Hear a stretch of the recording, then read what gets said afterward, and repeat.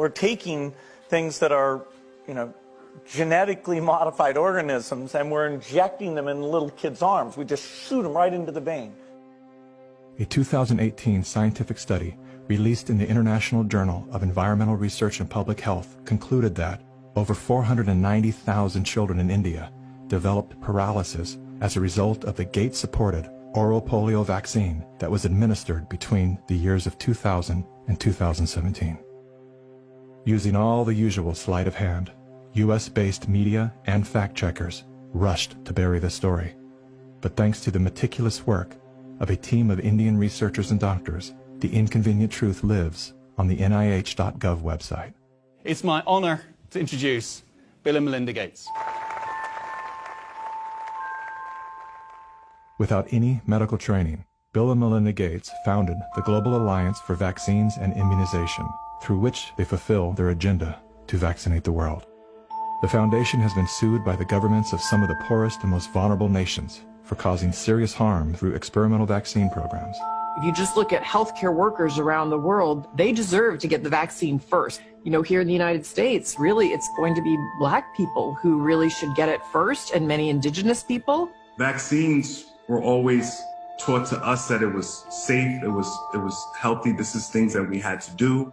But given the position that I am in now as a state legislator, and looking at these studies and reviewing a lot of these studies, is very scary. And I want the African American community to open up their eyes. Of all the places that Mr. Gates could have gone in the world, why did he settle on Africa? It's not because he cares about people that look like me. He cares about an agenda. African bodies have been used as lab rats for many years for Big Pharma. They are using us for trials, they are using us for testing, but as an African, I say no more. Africans, they're tired of becoming the guinea pigs of the world. Their antennas are raised and they're telling each other all over social media. They're on high alert right now. There is a policy of the American government. It's called the Kissinger Report, which was produced in the mid-70s.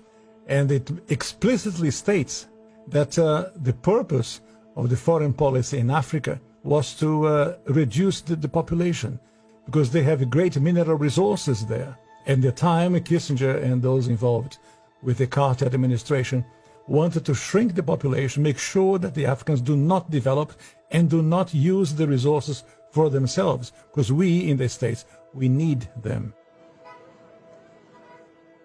There is a concerted effort of foreign powers to control the population of Africa. Some children did survive the botched vaccinations last month and will recover, but 15, all under the age of 5, died from fever, vomiting, and diarrhea. Human errors contributed to the unfortunate deaths of the children. How can you believe Big Pharma but not believe these parents when they tell you that their children have been injured by Big Pharma? I don't care how big this corporate machine looks. As a parent, I can tell you, these people will never stop fighting for their kids.